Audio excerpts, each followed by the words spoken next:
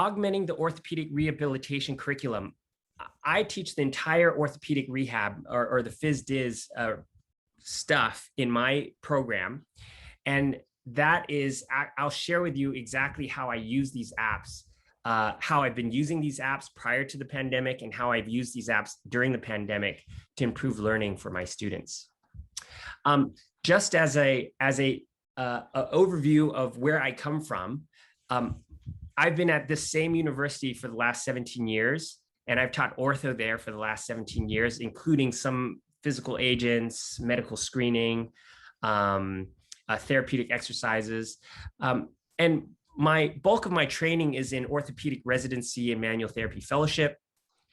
I also teach for the USC Spine Fellowship using these apps because we use the apps as a way to lever clinical practice guidelines into the education system, into the process. All of our students, by the time they're done with ortho, are very familiar with the clinical practice guidelines. And PhysioU really is it's just my passion for teaching and learning spilling out all over the place and really engaging with professors and trying to figure out better ways to help our students learn. Even if you think of it very simply as, man, I wish I had all the therapeutic exercise, manual therapy, and special test techniques filmed and organized in one place so that my students could refer to it before, during, and after class, right? Even if you think of it, of our apps as at its lowest level as that. But you'll see when I show you the simulation that we're about to release that I'm thinking far, far beyond the library of videos. And then lastly, I chair the IRB at our university. So it's another fun thing I get to do in serving the university. Something's coming out this summer with JOSPT. So PhysioU is partnered with JOSPT. In fact, we are working through a spreadsheet in which many of the key articles coming out in the journal in the future will have videos of techniques, exercises, because that's how clinicians learn. I think that is how we can help research become implemented in clinical practice better. And so this is an exciting thing for PhysioU to be a partner with such a prestigious journal. There's a big return to sport for upper extremity consensus article coming out, and all of those videos have been filmed by PhysioU.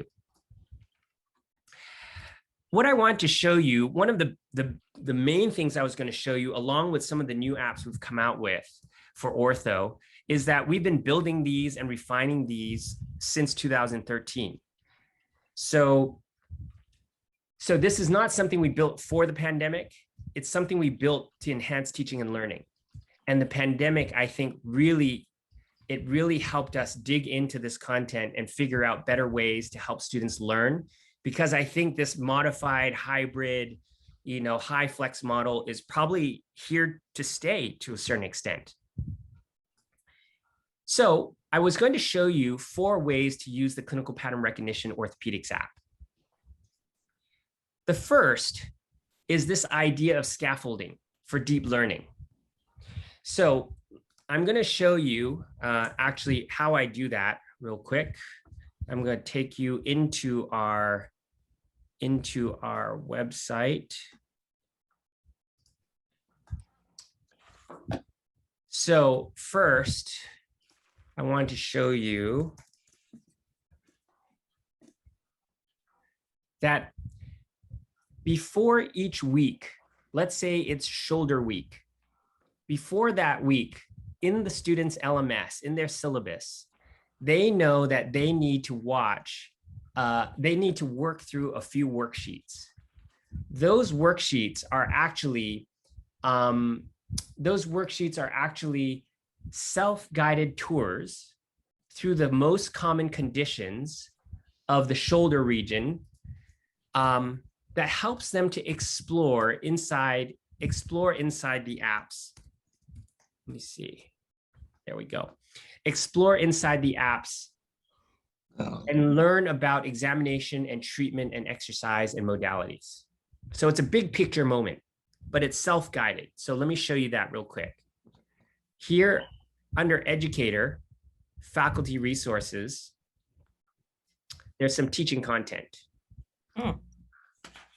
Okay. In the teaching content, there are clinical pattern recognition worksheets. These are the ortho worksheets. So if we go to shoulder week, so they know, guys, when you go to shoulder week, you are going to download and fill out these 5 main conditions. So let's take adhesive capsulitis, for example. So they download it, they fill it out, and they turn it in. Okay, so they get small points, but they get points for filling this out. There's 2 reasons why I do this. PhysioU as an app in and of itself is getting to be so large that if you don't invite them in and give them a slight guided tour, it's hard for them to go and explore on their own. So I hope you guys have experienced our new release. This is a new way to organize the apps because there's so many apps now. So if you go musculoskeletal, it sorts your musculoskeletal apps for you. So here's your orthopedic app. Now I'm going to take you back to this worksheet. They know that they're learning a little bit about adhesive capsulitis.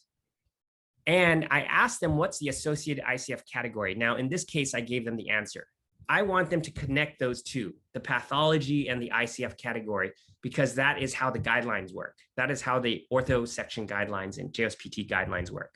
So I want them to begin to understand this language that mobility deficits, whether it's in the shoulder or in the knee or in the hip, they all present with a key impairment of mobility loss, which means that the theory, because they've watched an online video of me talking about the theory of examination and management of mobility deficits, they know that I should be exploring and treating, examining mobility loss and treating mobility loss to restore the patient to pain-free function. So they will go through this worksheet. They'll click on this link, view the clinical findings video. They click on the link and there she is. Shoulder pain with mobility deficits or adhesive capsulitis. Stage 1, which may last up to 3 months. Patients typically describe sharp pain at end range of motions, achy pain at rest, and sleep disturbances. Note that even though the range is painful, she has full range of motion. An intact rotator cuff on testing of the muscles and early loss of external rotation range of motion is a hallmark sign at this stage. By the way, this verbiage is directly tied to the algorithms from the clinical practice guidelines. So we are trying to make the clinical practice guidelines much more palatable. And so it's visual. I'll let this play out here. In stage 2, the painful or freezing stage, the patients present with gradual worsening of motion in all directions due to pain, and this can last from 3 to 9 months. The 3rd stage, the frozen phase, is characterized by pain and loss of motion that can last from 9 to 15 months.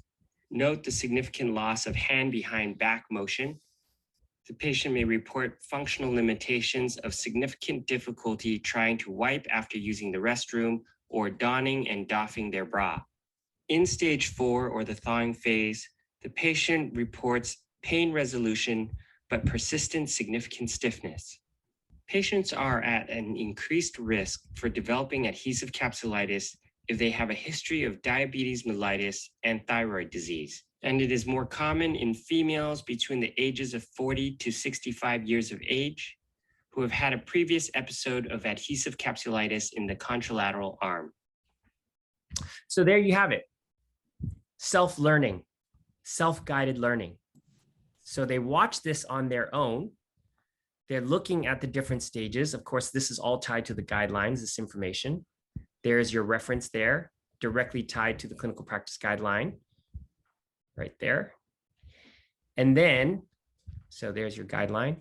And then if I go back to the worksheet, it'll say, hey, so when you look at this patient, what do you notice about them? What kind of movements do you think they have problems with? What kind of function do you suspect that they have trouble with? You see, what I'm trying to do is basically expand the window of time where they're able to look and explore and process things instead of ready or not, you're coming to shoulder week, you don't know what I'm going to teach you, and I'm going to turn on a hose and you're going to have to drink everything. And then whatever is left at the end of that lab is what you got to sort out later. I'm trying to create a long and gentle soak where they can explore information, think about it, reflect on it. And all of this is in preparation for the details that are coming in lecture and in lab. This is all pre-lecture and pre-lab. So then they'll say, hey, so in the physical exam, what are the key findings? What are the key tests and impairments associated with this condition? So they can go directly to that phase of the app to write those things down, or they can watch the clinical reasoning video. So there's these simple clinical reasoning videos that talk about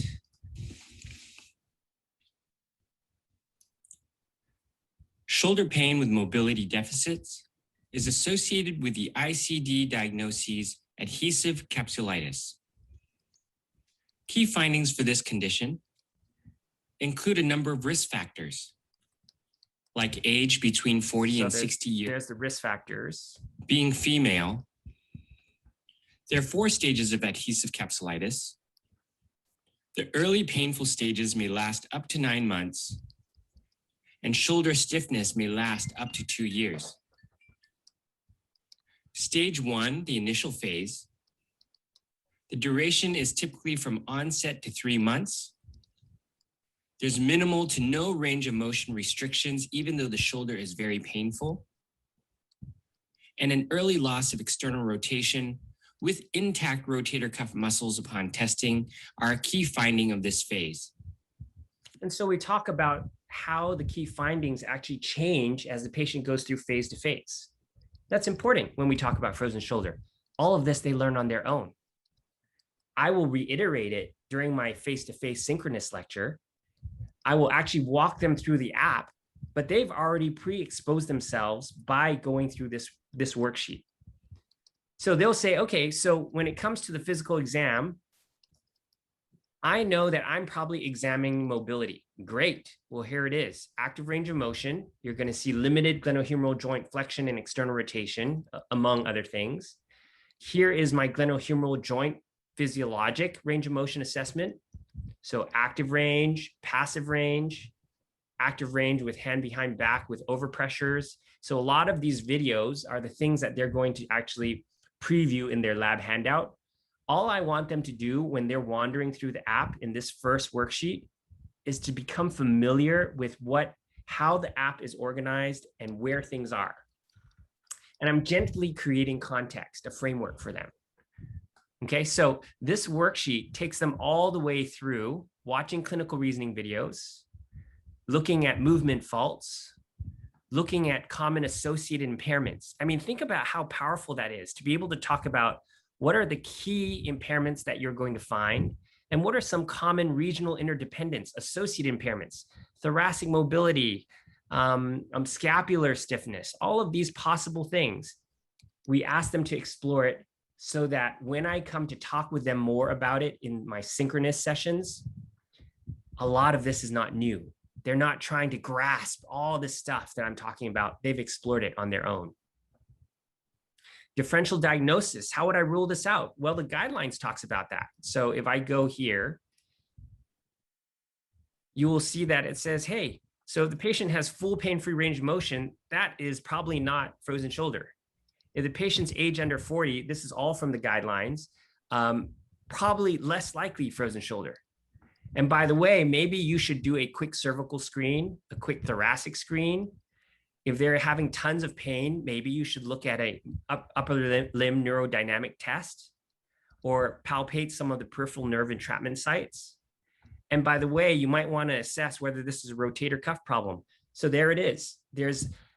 Now, a lot of this stuff, they're not going to learn for a while. Cervical screen, thoracic screen, but that doesn't matter because all of this is about the first soak. It's just setting the stage. They're going to see the same cervical screen for shoulder impingement, right? It begins to help them. It begins to help them create this concept of of what is differential for. By the way, if you don't mind, for those of you who are on, if you don't mind muting yourself, I'm going to try to mute everybody. There we go. And then you guys can unmute yourself if you have questions. There you go. Michael, yes. If I mean, I put on the chat, but you're going through like a lot of keystrokes, and Mary is saying she's trying to take notes, and this is being recorded, you guys. So this is being recorded. So if you need to go back and want to see the steps, that are taken to get to those teaching resources, and then where on that as you go from there. Right. And so, so that's going on. So okay, kind of sit back and enjoy it, because you'll be able to review this later too if you want to. That's so right. What do you do with the worksheets with your students when they hand them in? Are you just checking off to make sure for completeness? Yeah, I just make sure for completeness. All I wanted, I give them small points for doing them, but really the goal is it's their own self-guided. Oh, of course. It's just the amount of work you're doing on your end with that. Yeah, minimal work, and it's all TA work. Actually, the TAs. Yeah, sure that's what I was afraid you were gonna say. Yeah.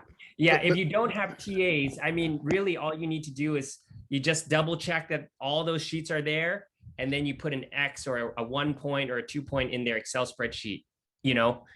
Because in the end, these points are not worth much, but how students view points. So, but I think also, Mike, that there'll be kind of a cohort kind of effect where those who are doing the worksheet and giving it its full attention and working it, they're going, man, how'd you keep up so fast? How'd you know all that? Well, I did the worksheet. And I think they'll be coerced to, hey, you better keep up with the Joneses because we're all doing it, and it's a lot easier to learn that way.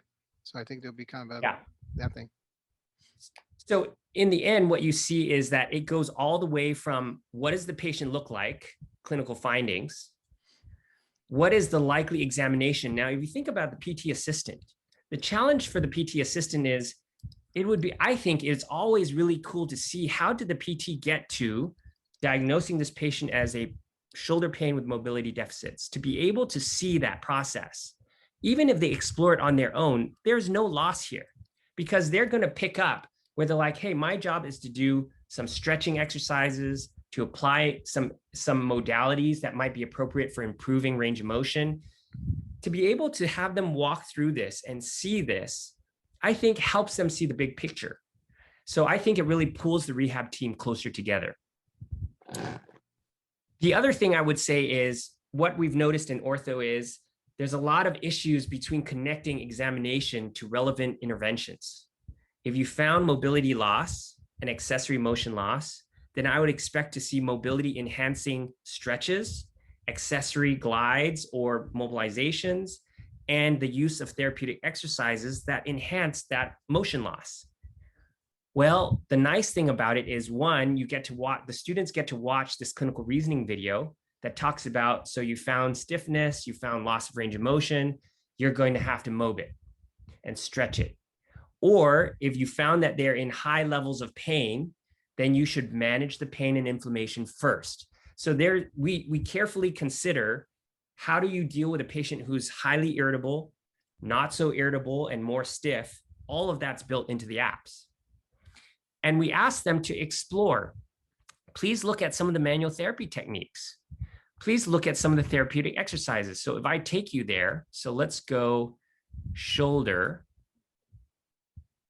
all diagnoses, frozen shoulder, interventions.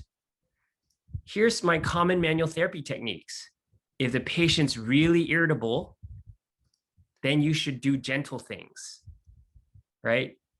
With the patient supine, take their arm and flex it and abduct it towards an open pack position. Gently internally and externally rotate the shoulder, letting it bounce off your thigh. So you've got really high irritability management, manual therapy management, or you can move into, hey, I need to improve accessory mobility because that's one of my key findings. I found loss of accessory mobility. So here's your MOBs.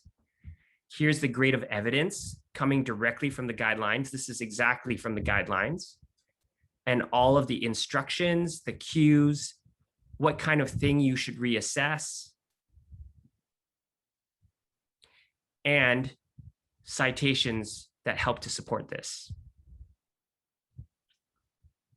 So the students they may not have it all tied together in their first pass, But when they come to hear me tell stories and walk them through the app when we're in our synchronous session, I'm telling you, a lot of things come together. You'd be surprised how quickly they can learn when you do this kind of methodology of a long soak.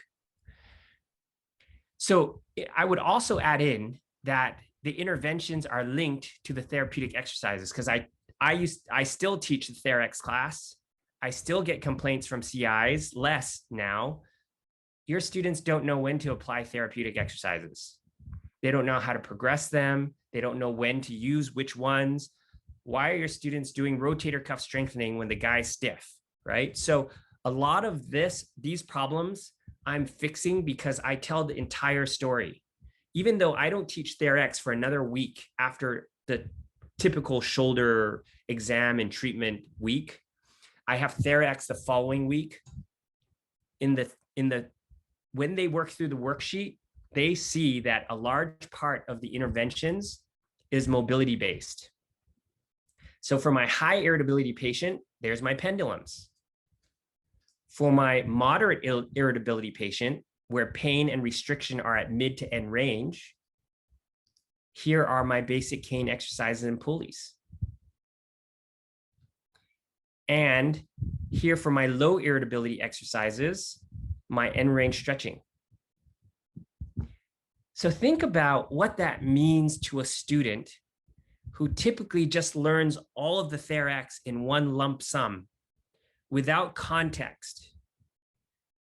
Right now, we are organizing their brain for deep learning. Okay, so they don't watch all of these videos. We watch them later in TheraX, but I've placed bookmarks in their brain. They are seeing how I think about these patients from different levels of irritability and how the different impairments change over time. It's a very complex thing that you're trying to build into the young clinician's mind. I don't think you can do it by just talking about it. I think students need to explore. Then they need to be able to have you take them through it clinically. So I run through this app the exact same way I'm showing you through the worksheet. I talk them through it during my synchronous sessions. And I use patient examples to actually bring it to life even better. And then the other cool part is the modalities. So I'll say, guys, this person has a frozen stuck shoulder.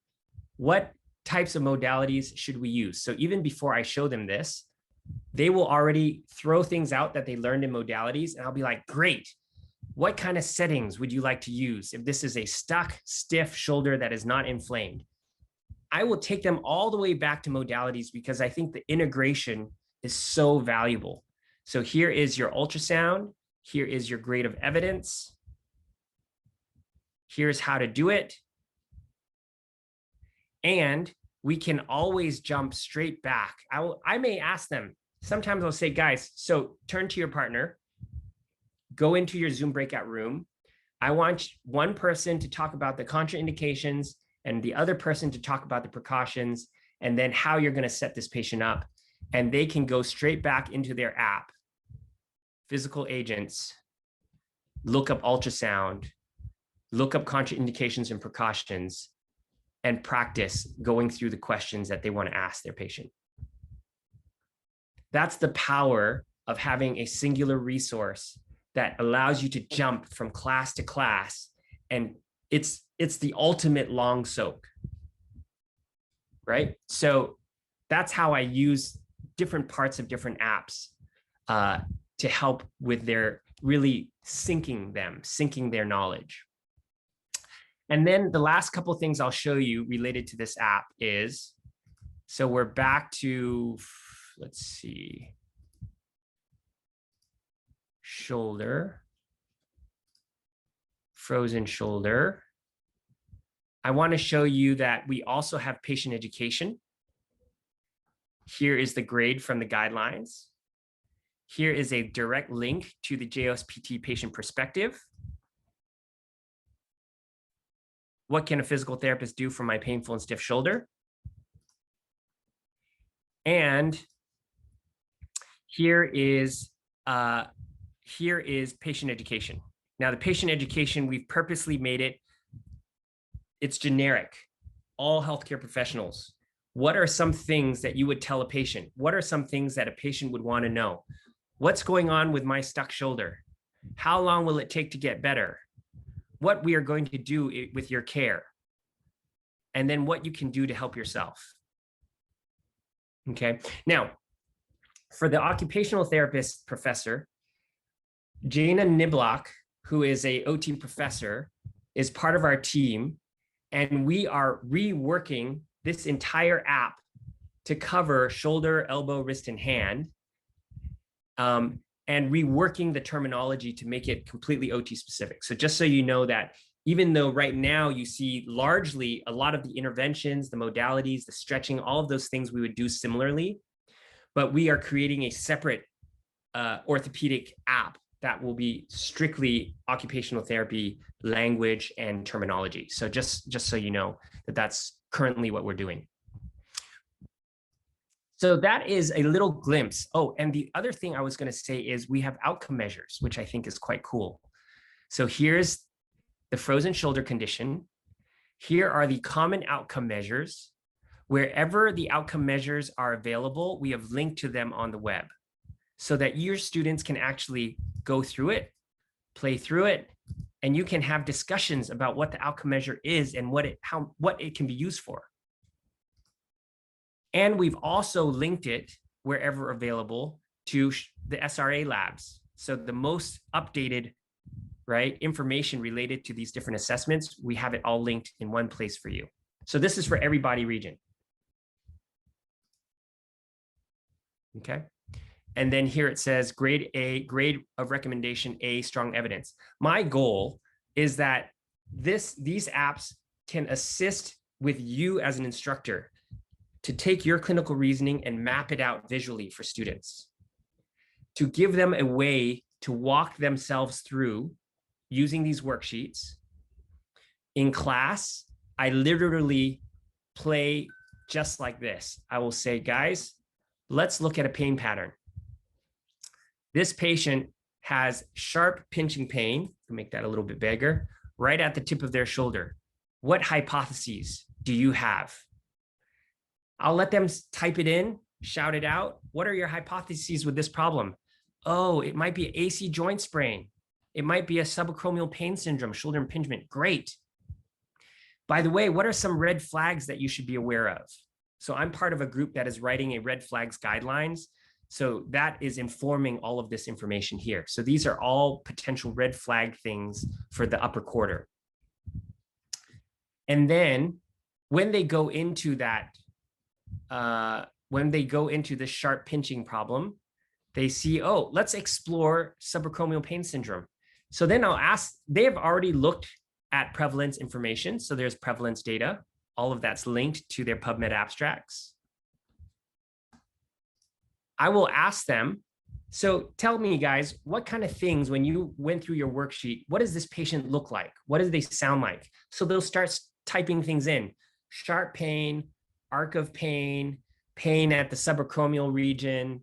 And so we don't have to watch that again. There's a lot of these basic examination findings that I can talk about. And then I use a patient to illustrate what they have been watching and reading. And I'll ask them, has anybody had shoulder impingement? Does anybody know someone who's had shoulder impingement? How did they move? What did they complain about? So I allow them to now interact with me because we have this foundation of knowledge that they already have. So it makes the lab actually quite fun because now I'm very interested in what they already know and how I can piggyback on what they know. It really gets them to buy in these Zoom and even in these face-to-face sessions. I particularly love the face-to-face sessions because you can just see which person is engaged, which person has a story to tell, how their story can feed into this clinical pattern. And then I'll say, okay, guys, so we are going to go and look at the exam now. What kind of test, what kind of examination are we going to do to examine this patient with shoulder impingement? There's the arc of pain. We're looking out for arc of pain. We have to assess range of motion of the shoulder. Fantastic. So we're going to do this in lab, guys. Here's your accessory mobility assessment, your range of motion assessment. We looked at that already. And if I think it's an impingement, what test did you guys learn about in your worksheet? They'll just type it out. They already know it. They don't know how to do the test yet, but you can see the value of the framework, the value of context. Think about how much better prepared they are to receive information in an overwhelming shoulder lab. Now that they know how a shoulder labral instability patient is different from a frozen shoulder patient, from a rotator cuff impingement patient.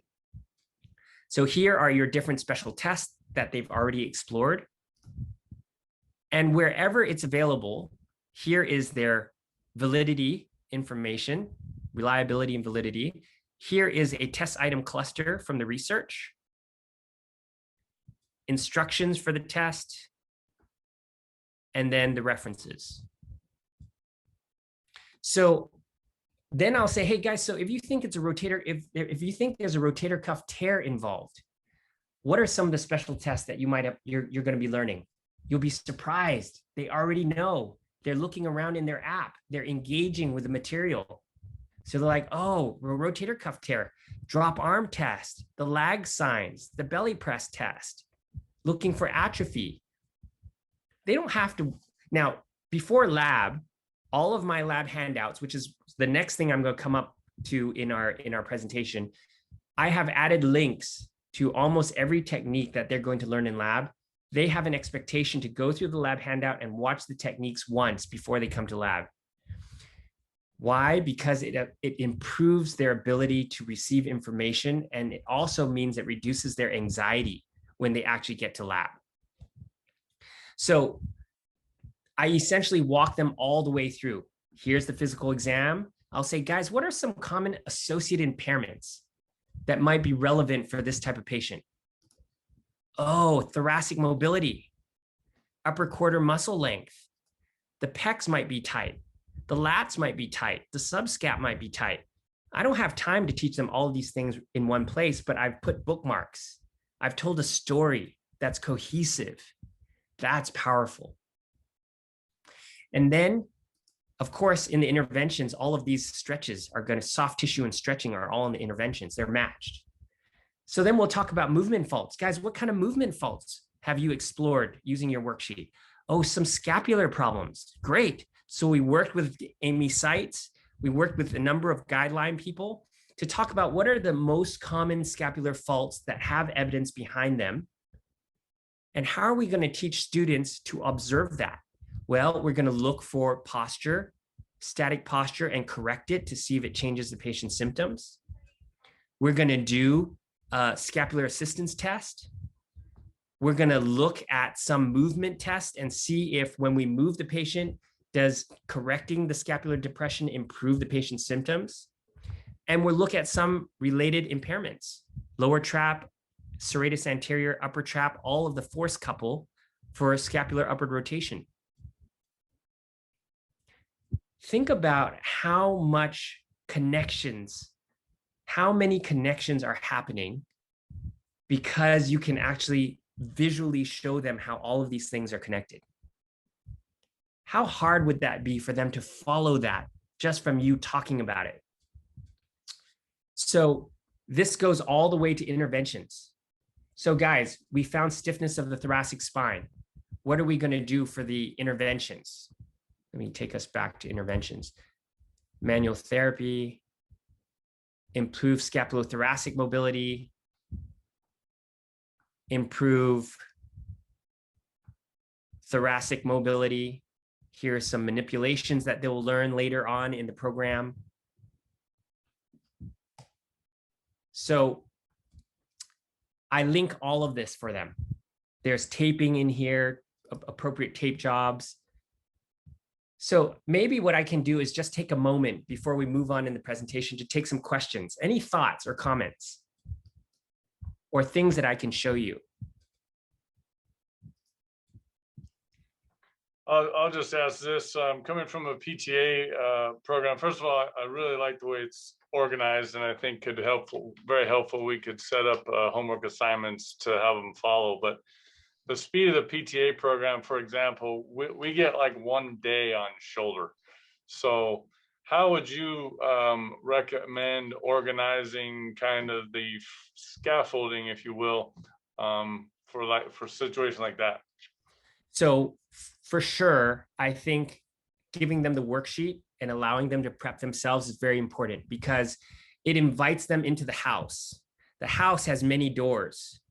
The worksheet helps them open doors within context. So they're exploring content related to frozen shoulder, related to shoulder impingement. They're exploring that on their own. So it doesn't necessarily impact what you're going to do in your one day, but it actually makes them much more fertile ground for you to build upon. So I would say at the very least, the worksheet's valuable because once they begin to explore the app, they learn to make it their own tool, their own resource. If you don't give them a way to explore it in a meaningful way, they just won't touch it. It's an Encyclopedia Britannica. It's too big. There's too much stuff. The second thing I would say is when you're in class, it is imperative that the instructor opens the app on the screen, walks them through certain places, helps them see, visualize how you as a clinician are thinking. You're like, so you saw that the PT had done some examination related to mobility. Let's explore where that's at. You just click a few clicks. Sure enough, for frozen shoulder, there's the examination. That's why you guys, all the things we're going to teach you in lab are about stretching and mobbing and TheraX to improve mobility. It fits this pattern. It reconnects them to what they've explored. It takes them one step further. And from the instructor's perspective, what you've done is you have now given more meat, more value to the app because I use the app every day in class because the more you use it, the more comfortable they feel with it. And the real value will come when they finally get into clinic. They know the patterns that they're looking for, and they know the app is there, and they've played through it on their own, and they've seen you use it. So instead of you having the luxury of, like for shoulder, I have almost 2.5 weeks. 1 week is examination and manual therapy treatment. The second week is therapeutic exercises. So I get to spread all of that out, whereas you don't. I mean, I know you guys are always very time pressed, but in the time pressed environment, it is even more important that they have created context before they wander into this crazy lab. So I think that's how I would use it, is whenever you can, open up the app and show them where things are. Because visually, when they can, that's why, when we build these apps, we carefully go to a key moment in the video of every technique, and we cut a picture for every thumbnail, because we know that faculty, sometimes all it takes is to say, look at these different ways of improving mobility, right? You've got PAs, rib cage mobs. We carefully put these images because just the images alone can already trigger some kind of organization and learning or recognition of something that they've seen before or that they know. So I would use it in that way. I don't open all of these. Many times I'll just say, look at these different ways that we can improve mobility of the thoracic spine. Boom. That's all they need to see. So I hope that helps, Jim. Thank you. Yeah. Other thoughts? I think the really neat thing too with students in the clinical is that if they're unsure about an exercise, or rather than saying, "Oh, I'm going to go to the office and pull up my phone and pull up the app," I think it could be really good as a patient education thing. So in front of the patient, saying, "Okay, this is what we're going to be doing," and then you're kind of reconfirming what your thought process is, and so the patient can see, "Oh, this is what you're going to do." And does that make sense? Totally. And actually that ties in very nicely with either you could use the therapeutic exercise videos that are in the Ortho app here. So here's my basic mobility. Here is my scapular, stretching for the shoulder. So there's some therapeutic exercise. Let me see. Hang on one second. Oh, okay. So this is actually for shoulder impingement. But the other thing I was going to say is we've recently released an app called Exercise Patterns. Exercise Patterns is built primarily on the clinical practice guidelines. So if you say, I have shoulder pain and mobility deficits, the guidelines suggest that, here's the reference, B level of moderate evidence for stretching exercises. Intensity of exercises should be determined by patient's tissue irritability. That's straight from the guidelines. Well, the guidelines never shows you what those exercises are, so we film them from very basic to more and more aggressive. So you can start with some shoulder cane exercises with the arm closer to open pack. You can move them closer to 90 degrees. You can now move them into a sleeper position. All of these exercises you can add to the program. So I can remove program, add all to program, bring the program up, and customize the exercises. So it becomes an exercise prescription tool.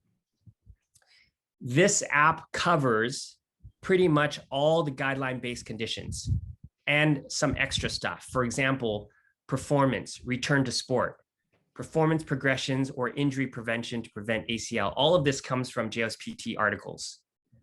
On court, on field, agility drills, all of this is here for you to use. And we're in the process of filming an entire, actually a academic focused therapeutic exercise app. We've done a literature review. We've determined some basic terminology that most people are using in the literature. And we are organizing exercises by impairment that it's trying to improve mobility, to improve strength. And we're also filming the common errors. What are the common mistakes people make? And how do you cue the patient to do it better? So we will have a full therapeutic exercise app that you can run an entire TheraX class with the highest quality of learning.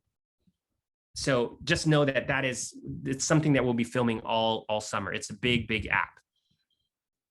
So on the exercise program, then, is that something you could email to your patient with the videos, or That's is right. it something? So you could, I will basically send this to you, Mary. What is your email, Mary?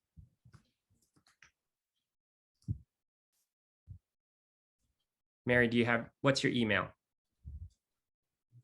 It's maryalice.prater, Prater, it's a T, at kctcs.edu.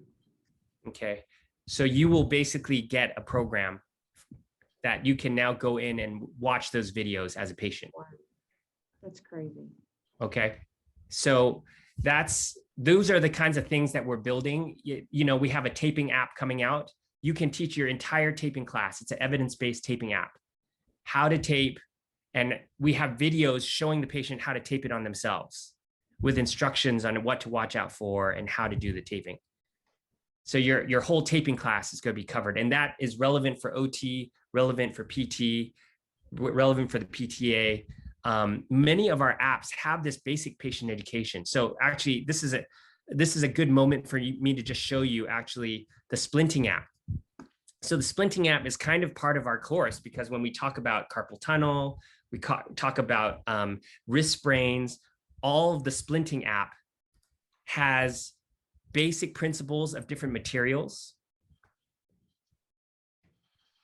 So we built this collaboratively, so a PT and OT, and here are the common materials that students should be aware of. So they watch little videos or read about the properties of these different materials. And then the cool part is you can say, hey, I need to teach my patient, my students how to do a wrist cock-up splint. So you can sort the splints by region, or you can sort the splint by condition. So here's my wrist and forearm condition. Here is my wrist sprain. Here is my TFCC injury. Wrist cock-up splint. You know, in fact, one of my OT colleagues, he runs this lab at home. The students are sent home with a splinting kit. They watch the video of how to create the splint. Wrist cock-up orthosis is one of the most commonly made orthoses by therapists. Begin on the radial side, approximately 2/3 of the way up on the forearm. Draw a line to the first CMC joint. Then radial bar should be pulled through the first web space and placed on the dorsal side of the hand. So your template is here, the instructions for how to do it. The students can watch a high-speed video, so it saves them a little bit of time. It's 53 seconds instead of probably 2 minutes. And then there's patient education. So we send this. There actually, oh, okay. In our latest update, there will be a share button. Where's the share button? Share this page. You can share this page. The patient gets this information about why do I have this splint? How do I take care of it? What should I watch out for? And the references. Boom, done. So not only is it a learning tool for your students in the classroom, it is an educational tool for the student when they get out into the clinic. We have the same thing for all of the physical agents as well. There's patient education. Here's how what ICE is. Here's how you do it at home. Here's what to watch out for. Dave did this out of Drake. He's an OT. Yeah. David did this out of Drake. Yeah, he's an occupational therapist. Yeah. Yep. And we're working on a adaptive equipment app together right now. We're about to finish filming it, and it will be useful for all of us, actually. Okay, so other comments or thoughts? I want to take you through the last couple of slides. I know we're running short on time.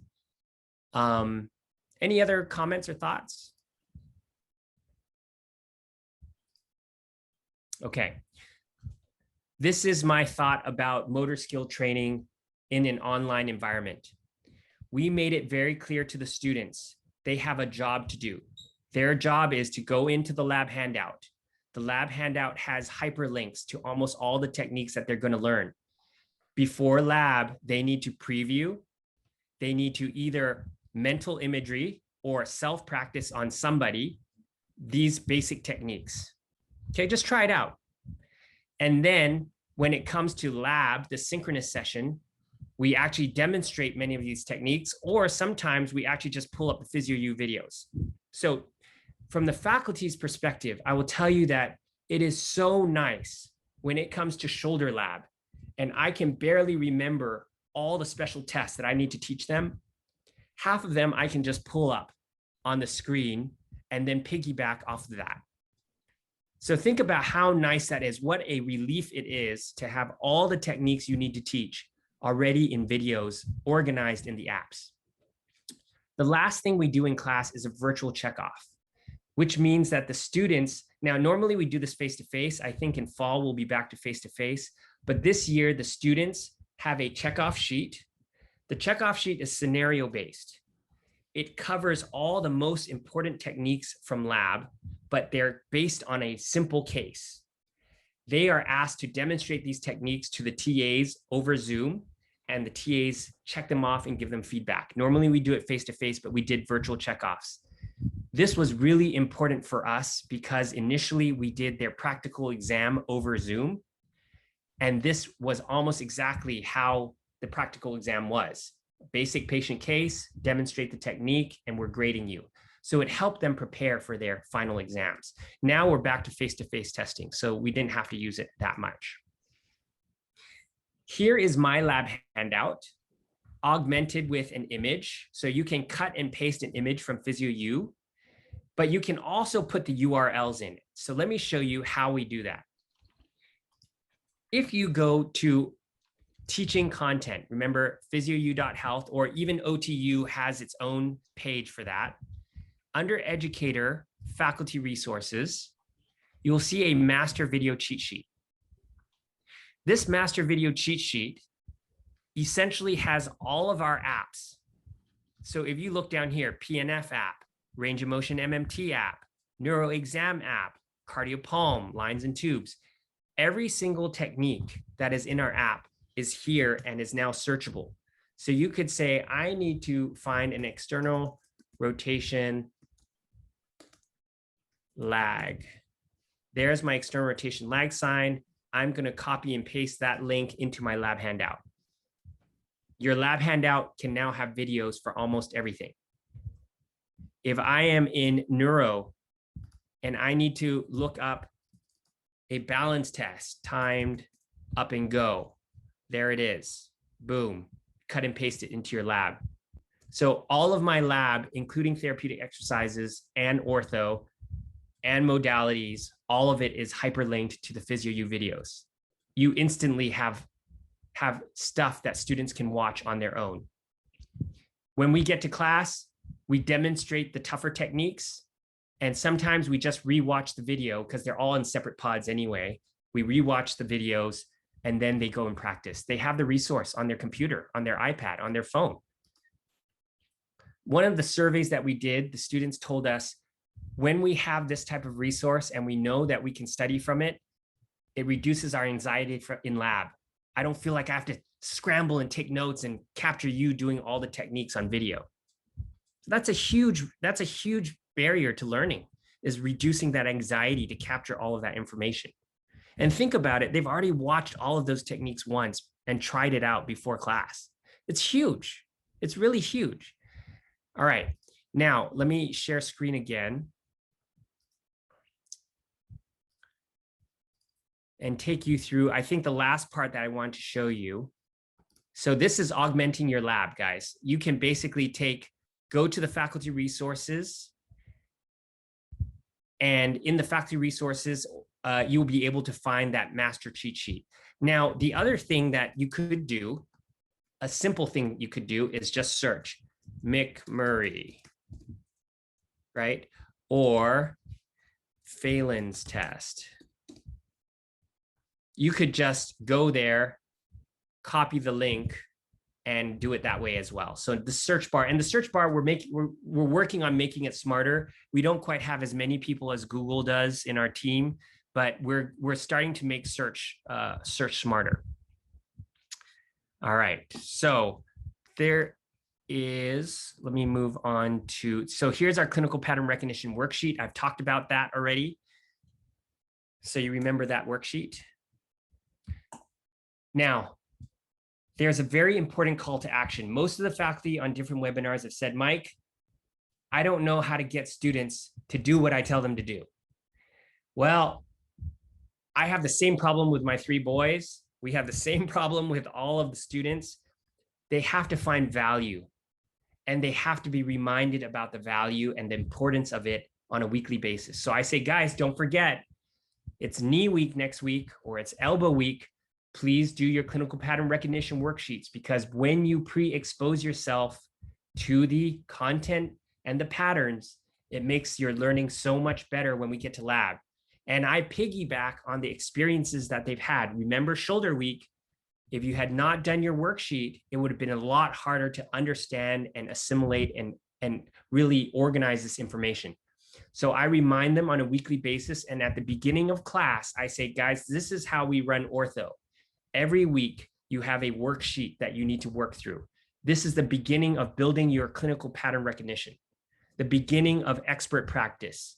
You must do it. It will help you learn. And then I hammer it home. I leverage it. I leverage what they know from learning from the worksheet in my interactive synchronous session. So what are we doing for the special tests for shoulder impingement? So what are the special tests for instability, labral tears in the shoulder? I let them talk. They have newfound knowledge. I validate it. I let them play with me in the sandbox. I really think that this concept of graded exposure is a very powerful and important concept for training clinicians. Okay, so the last thing I was going to show you, simulations. We've actually built a bunch of these, probably 40 to 50 of them for each common condition of every body region. But at the beginning of ortho, what I'm going to experiment with this year at the beginning of ortho is these 5 caveman cases, really basic cases. So I'm just going to show you, and I'm inspired by my early years of reading and enjoying these choose your own adventure books, right? That screening for red flags, we could turn in the more complicated ortho games, you're going to see some screening for red flags, appropriate referral, progressing and regressing interventions, right? All of these are very similar problems that we face, PT and PTA and OT alike. So let me show you a version of that. How soon is coming soon? By fall, you will have 5 caveman cases, which are all the ICF categories, mobility. That's what I'm looking for. Yep. Yeah, by fall. And then you will have, probably by fall, you will have 3 to 4 mini games. Like you'll have a frozen shoulder game, a shoulder impingement game, and an instability game for the shoulder region. No, it's those main 5 that we've increased our number of hours about 10 hours. I pulled out some other stuff and increased it because it's those basic 5. When they don't get those, Exactly. It's awful the rest of the semester. So right. Those are the main 5. How does a sprain and strain get examined and treated? Well, it's the same at the wrist as it is at the elbow. We immobilize it, we rest it, then we restore the mobility, restore the strength, and then boom, they're back to return to sport.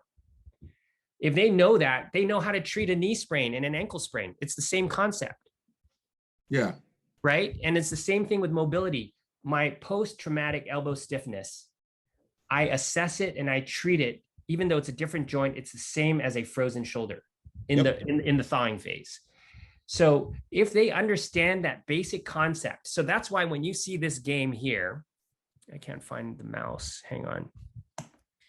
So you'll see the course objective here is for you to be introduced to a pattern.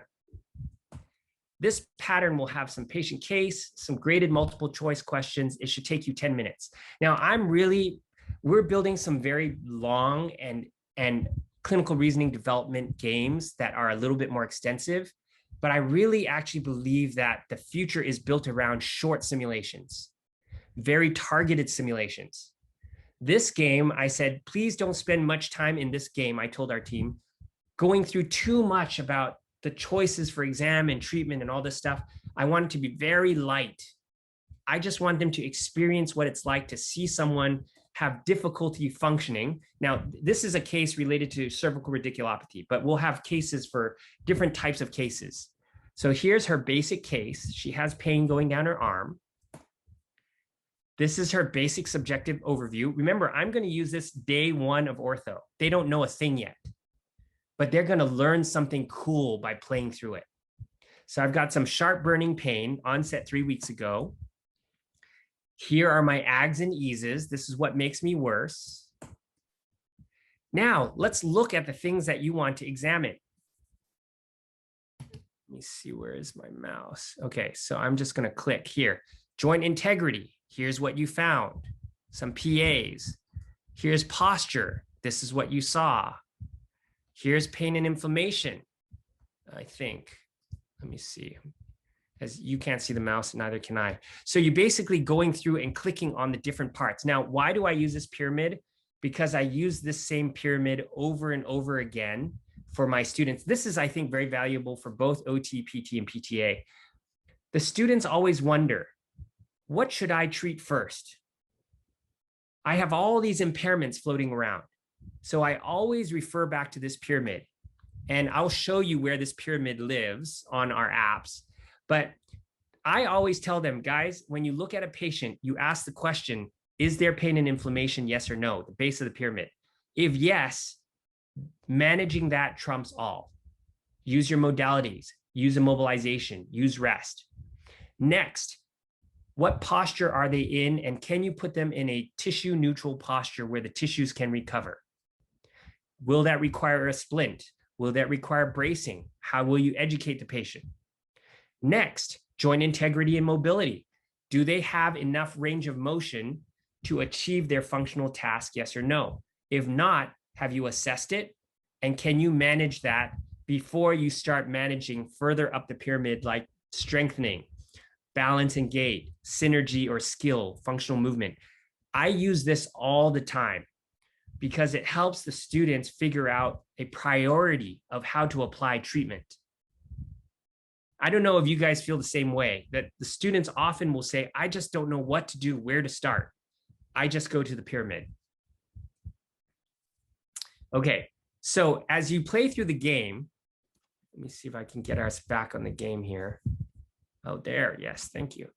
Now, here are some basic special tests that I want to expose them to. They don't know any of it yet, but they can look at some common special tests and what were the signs and symptoms. And then after the subjective exam, take a look at your findings you've gathered and decide how best to treat your patient. And so there's some hints. about what this condition is. Here is a review of the key findings. What I want them to see is that there's some dermatome, myotome, some special tests related to nerve. They get to watch the clinical reasoning video about cervical radiculopathy. They get to learn. I asked them a simple question. Which of these categories does the patient fall in? Boom. Here it is from the guidelines, and here is what it says from this table. This is directly from the guidelines. What are the expected examination findings from the guidelines?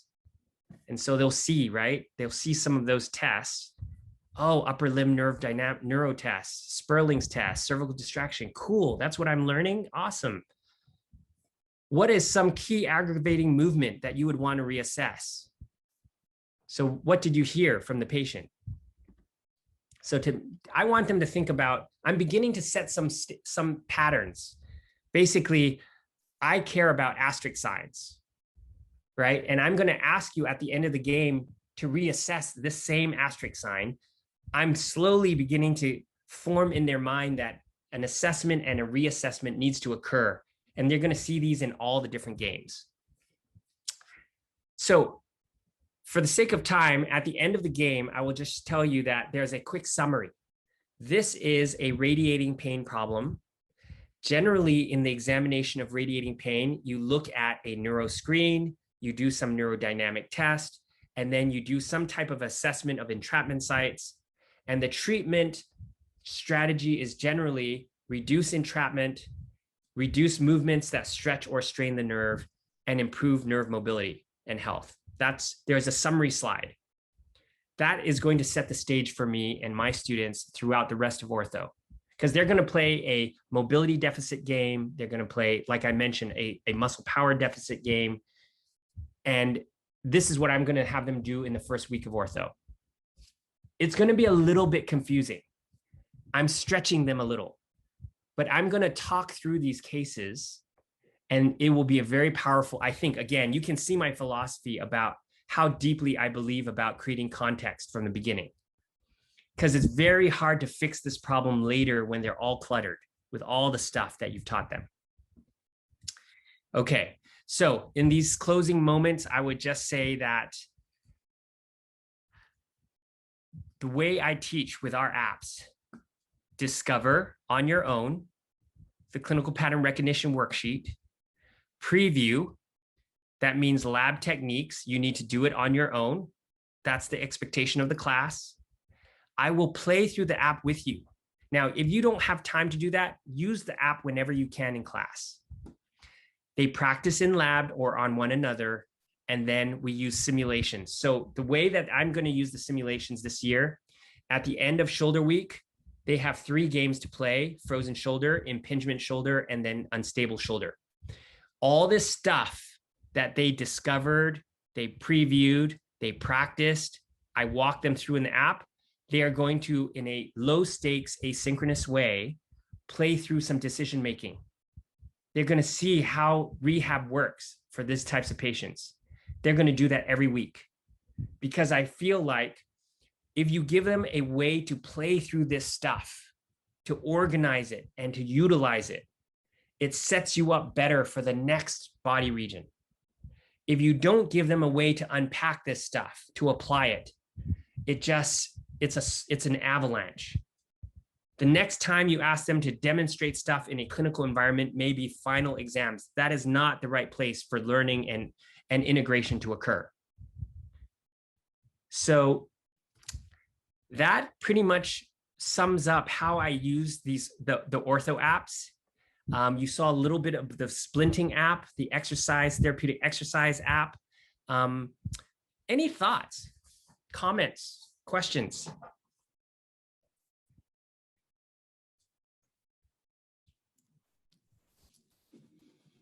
Any thoughts from the group?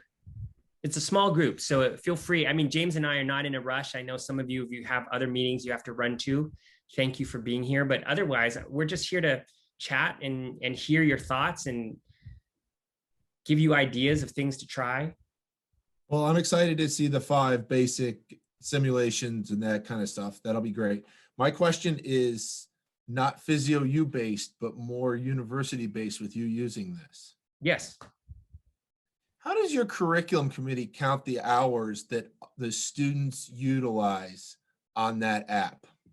Do they count that as class time to you?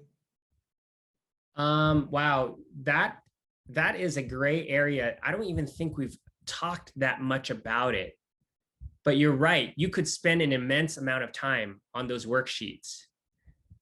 So I'm having a problem with my curriculum committee, and it's just separate with all the asynchronous stuff that I did. To me, it's like reading, but they want to count it all as contact hours now. So if I start bringing this in, the amount of, you know, and it's a gray area, and it is an unknown thing. I was just kind of curious to see with you guys how, if anybody else has had any stuff with it, because I just defended my new curriculum and my new syllabus and my new schedule yesterday to my curriculum committee, and I got grilled on my asynchronous hours. wow. You know, talking about student overload, and you're talking about the long soak, and they're telling me that I'm overwhelming my students and taking too much bandwidth up during my MSK course. Yeah, you know, Matthew, that is something I should take up with my own curriculum committee. Thankfully, they have not. I mean, you know, it was COVID. We were in the trenches. Well, exactly. No one cared what you did. Yep. You know, but I think it's a relevant comment because they teach cardiopulm at the same time in our program. Cardiopulm has 5 clinical pattern recognition worksheets, right? Restrictive lung, and all of these different patterns. They do the same thing, but ortho is this massive beast. Like there's 5 to 8 conditions per body region. Yep. You know, in all of cardiopulm, there's 5 main conditions. So I think it's something that we have to be careful about. No, I love it. I think it's good. I was just curious because yes. Yeah, I don't even know. I was doing async before it was a thing because, like you said, because of the beast of it. We already had pathology lectures they had to watch because the pathology books are, you know, you can hand them McGee and it's 120 pages of pathology, and there's no way they're going to read that. So we condensed it down to hour and a half videos that we had been giving them for years. My curriculum committee didn't bat an eye on it until after COVID. So. Right. Yep. So it's a good question. I'll be thinking about it. I just haven't had to deal with it. Perfect. Great answer. Yeah. Yeah. Anybody else?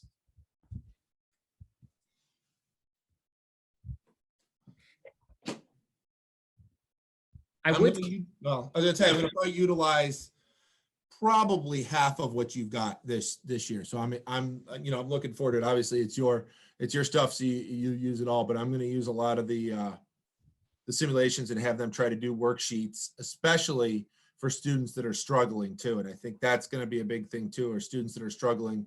Some of this stuff is going to become more mandatory.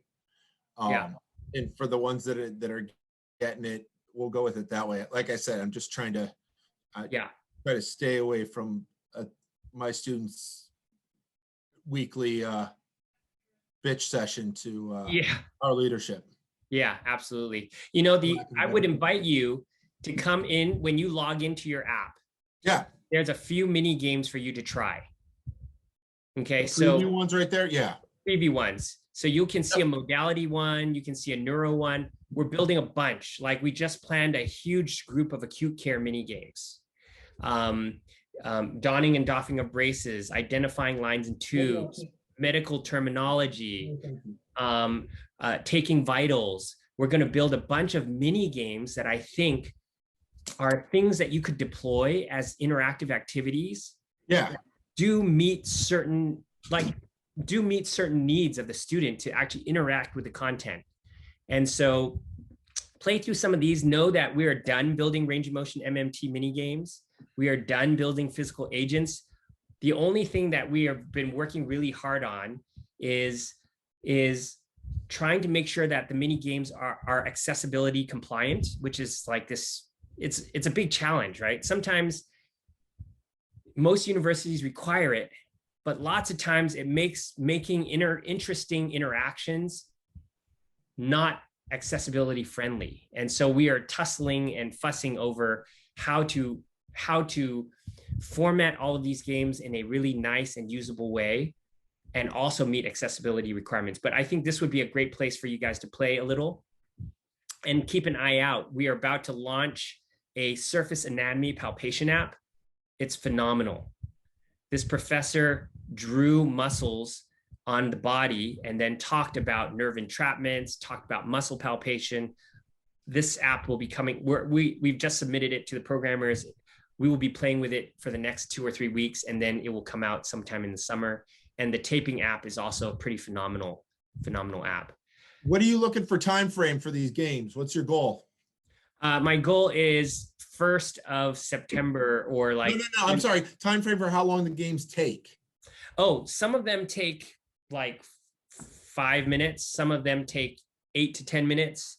And we're also building some much more extensive full evaluation and treatment, interactive evaluations that a student might do over an entire week, meaning they'll do a 10-minute segment on the subjective exam, explore what the patient said, learn about what the clinician thought related to this information, type in their own thoughts. It's basically an ability for the student to begin to see what a stroke patient's like, what a Parkinson's patient's like, what a TBI patient's like, and experience the clinician doing an examination and treatment and bouncing their own thoughts off of the reflections of a clinician.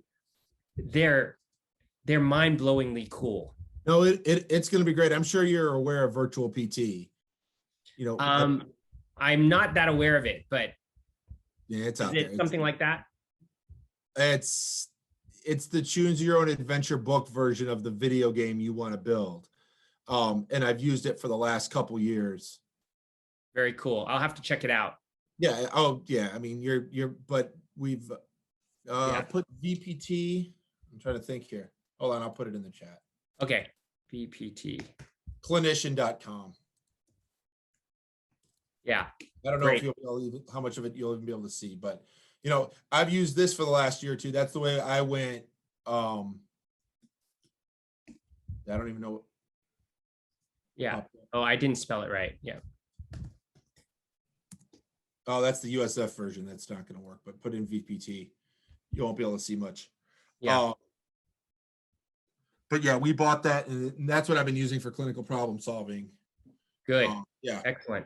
But like I said, it's not nearly as good as what you guys are trying to do. But same basic concept where you're running through them, and it's been taking our students reading 90 minutes to 120 minutes because they're too big to go through everything, and they're writing goals and they're doing anything. But you're right, it's too long. They're petering out by the end. Yeah, exactly. I think what we learned from building these is they're much more deployable when they're small, short, and very focused on a learning objective. Yep. So we're building a bunch of small ones. Like if you think about the range of motion MMT game. So if I pull that up real quick, the reason why we built that is because the students come to me in ortho and they're like, wait, we're supposed to know which range of motion to assess. Well, all we did was we did goniometry and MMT. We never like made it clinical, you know? Yep. So we decided, well, then they should be playing these mini games while they're in range of motion MMT class. So here is a patient who says, hey, you know, after my ski trip, my thumb is really sore and I can't grab my coffee mug. So based on this, what direction of what movement, right, are you trying to treat? Well, I think it may be thumb flexion. So they submit it. And now he's like, yeah, my thumb, it hurts, right? So we're trying to make it clinical. And so then we ask the student now, drag and drop, what's the landmarks for the stationary arm and the, you know, the axis and the movement arm, and they move on. Let's see, I don't even remember which, let's see. Well, I'm just going to throw something in there and then submit it. And then it's like, okay, so that's what you want to assess. Where's the axis of rotation? please put the axis of rotation, put the movement arm. And then when you submit it, you actually See it. do the assessment. And then we ask the student to read it. So if you think about what we're trying to do there, it's like you're connecting a patient's story and their function to something you just learned as a standalone skill. And we're asking you to refresh. What are the landmarks? How do you read the GONI? And what are the normal, there's not a right answer on that, right? No, something's not quite right here. Yeah, 30. Yeah, something's not quite right. So I'll double check that in a second. Oh, no worries. And then here's this. That's awesome right there. That's great. What's the normal range that you would expect? Yeah, that's the biggest thing. God, that's what they never can remember when they come to me. So then you have a summary, boom, boom, boom, and then great job, you're done. Right. So oh wow. Eventually you will be able to have them. All of this is stored in their in their account. So you can say, guys, I want you to turn all of these in. These you'll get points for on your quizzes. Okay. It's just free learning. It's free, fun learning. So all of these things are coming, and it's really just listening to the things that you guys have been talking about, the same problems that I have when I'm with my students in the classroom, and then us just trying to build stuff. I mean, you'll see that last year we gave all of our apps away for free for a year. And then it was very discounted. I mean, it was $54 a year. Yeah. For all the stuff that we're producing and paying patients and all this stuff. So the price per year is less than $10 a month. It's $99 a year, which I think is the price of any one textbook that you don't choose to use anymore. Yep. So I think we are trying to keep the price at a place that I think is reasonable for the student, and also allows us to continue to produce things that, as you can see, we're working hard at producing a lot of cool stuff. I was just going to ask you what your computer programmer budget is, because that's it's a lot harder than you think. Yeah, it's more than $250,000 a year. So, all right, well, that's yeah, go for it. Any more thoughts or questions? Well, good. Mary and Matthew, thanks for eking it out to the end. Really look forward to being in touch with you if you ever have more ideas or questions. And looking forward to seeing how these things work out for you and your students. Yep. I'll give some feedback. Thank you very much. I appreciate it. Thank you. Welcome. Take care. And Mary, this will be posted on our website. You will be able to find it when you go to the website under faculty resources and you look in the deep dive webinar series. We will update this video here with this recording. So you can basically share this video with your colleagues, but that will be there. All right, everybody, take care. Take care, everybody. Thanks, James.